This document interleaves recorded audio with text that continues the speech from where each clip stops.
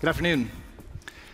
In 2019, my good friend and business partner, Dr. Robert Huber, approached me about helping him build a data validation service for his contract research organization, Juvatech. Juvatech works with drug companies in the preclinical phases of drug trials, assisting them in identifying targets for further research. His novel approach in testing these targets meant that he needed the data to be beyond question. It was his opinion that the only way to do that in establishing that the integrity and provenance of data was complete was to put it on chain. Reason being, of course, transparency, it's tamper-proof most importantly, and also it's auditable. Now, as the resident blockchain guy of Northwest Ohio, which is not as prominent as it sounds, there's two of us, I think, I took the opportunity to help him with this service, and it seemed at the time to be very bespoke, very specific to his needs. But what we would learn shortly thereafter is that there was nothing bespoke about what Veridat's intent was. There are actually quite a few issues in the world of pharmaceutical data integrity as it pertains to research and development, manufacturing, as well as supply chains. Through the course of our due diligence, we stumbled across this book, Bottle of Lies by Katherine Eban, which basically details her 10-year journey in the development and the nitty-gritty, dirty parts of generic drug research. And of the many things that she shines a light on, one is really just how shaky the foundation is that the Food and Drug Administration of the US operates from in the approval of pharmaceutical therapies. To quote here the FDA director of generic drugs, "The approval system requires the ethical behavior of the applicant. Otherwise, the whole house of cards falls down." In essence, trust. We have to trust that everybody is playing by the rules. Now, early in Katherine's writing, she released an article which triggered a response, an anonymous response, by an industry insider who told her if she really wanted to get to the issues that exist in this industry, then she needed to look at where the problems actually reside, and that is where these drugs are manufactured, and that is in India and China. And I'm talking a massive majority here. Upwards of 80% of all of our active pharmaceutical ingredients, or APIs, come from these countries. Not just generic drugs, but all of our drugs. So how is that possible? Well, simply put, it comes down to cost, dollars and cents. Production, disposal, you name it. Everything is cheaper, which directly aligns with this global need for more volumes of cheaper pharmaceuticals.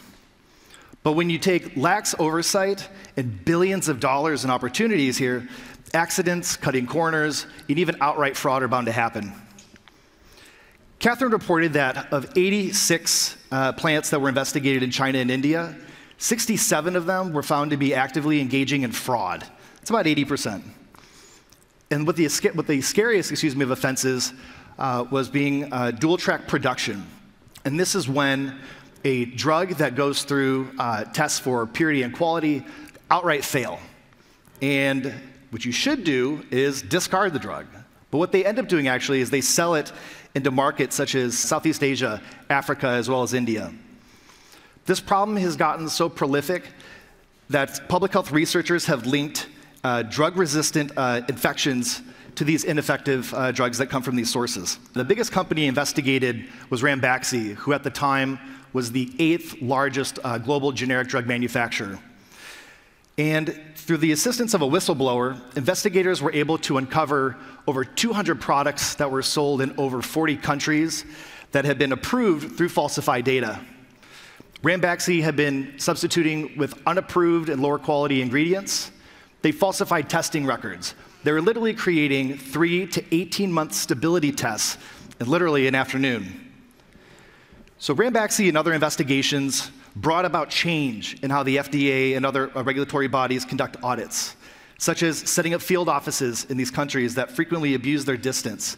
This allowed them to drop in anytime they wanted to, no different as they do in the United States. But drop-ins really aren't enough. The move from paper trails to digital trails has brought both streamlined processes as well as new opportunities for accidents and fraud. In the US, we have Code of Federal Regulations, Title 21, Part 11, which functions as a framework to use electronic records in life sciences, ensuring their reliability. But as we all know, electronic data cannot just be modified, it can be deleted. So we're still trusting the operators to be ethical. And as mentioned before, there really are billions of reasons for them to not be ethical. If we truly want to ensure the veracity of data, we need a better auditable solution. And that is why we built Veridat. Here is a diagram of a general workflow at Juvatech, my business partner's organization. But realistically, this can be applied to manufacturing, quality testing as well. Metadata that supports the drug trial or quality test is created by an operator. Veridat then digests that metadata, generates a unique hash from the content, and then saves that transaction to BSV. When the experiment completes, at a later time, the content of the resulting data file is hashed as proof of the file's original state. Any iterations or updates to that file that may occur are also captured in real time before they can be edited, hashed, and added to the record. After that, all of these records are then logically linked to the original at the outset, which create a definitive evidence of what transpired, when, and any sort of data outcomes that occurred from it. In addition, you gain the ability to assemble these individual transaction histories into one consistent research record, which will streamline audits. So now that we've created this verifiable log of research, quality, or manufacturing data, all we really have to do is then get the pharmaceuticals to us, which should not be a problem, right? As you may have guessed, wrong. You don't need to adjust your screen. This is just a really bad image, so I'll apologize for that now. The counterfeit market for pharmaceuticals is $200 billion per year. While richer nations tend to have issues as far as buying substandard or fake pharmaceuticals from online and fake pharmacies, lower and middle income countries, LMICs, are just trying to get legitimate vaccines. They're trying to get HIV and AIDS treatments as well as cancer treatments. 42% of detected cases globally for substandard or falsified pharmaceuticals occurred in Africa alone. This, again, a blurry image, again, I apologize, of why fake medications can be very difficult to be able to identify.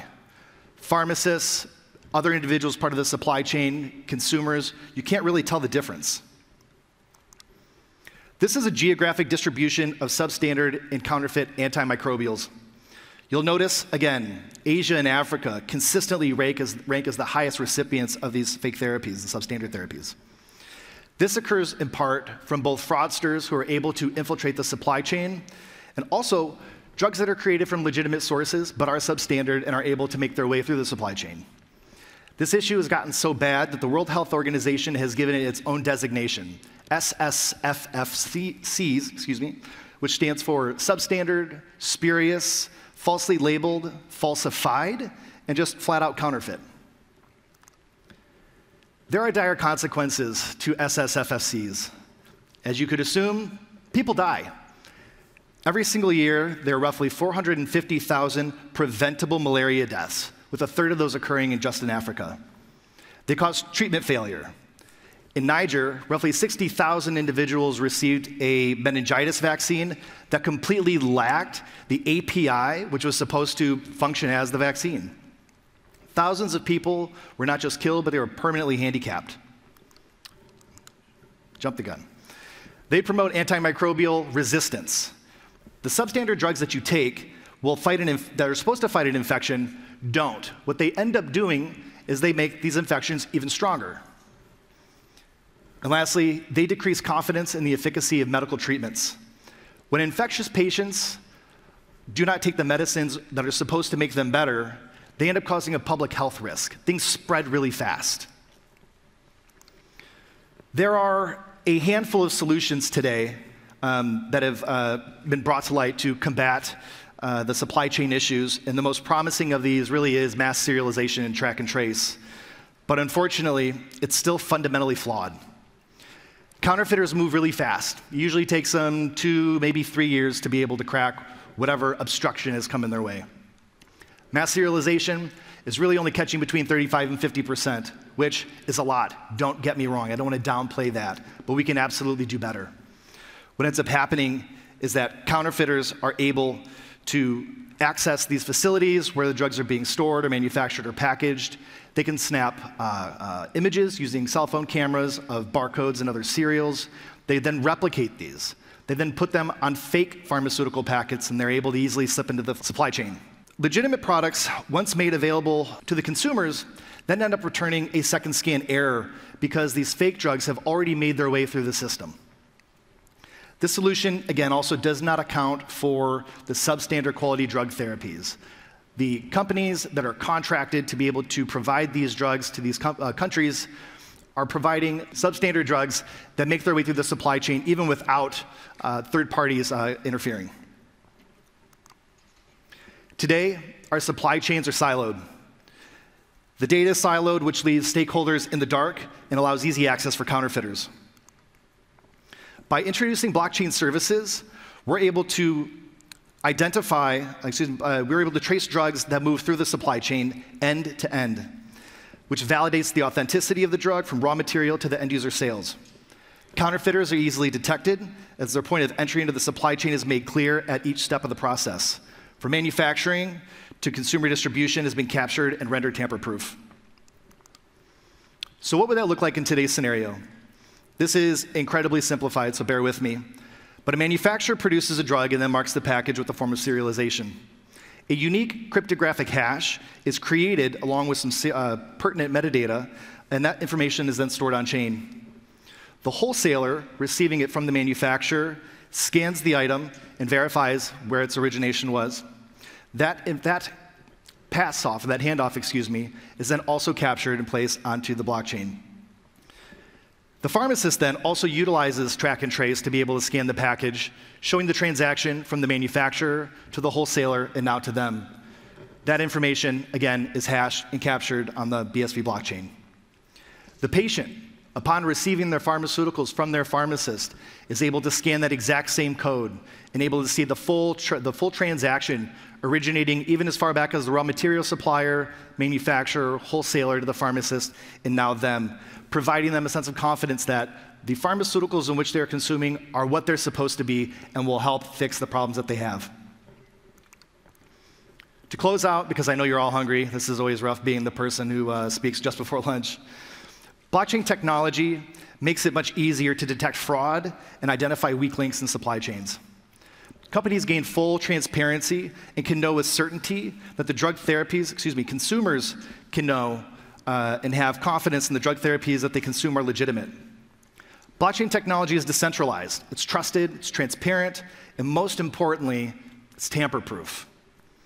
Blockchain technology allows us to truly validate a drug therapy's quality and authenticity from research and development through manufacturing, through the supply chain, and eventually to us, the customer.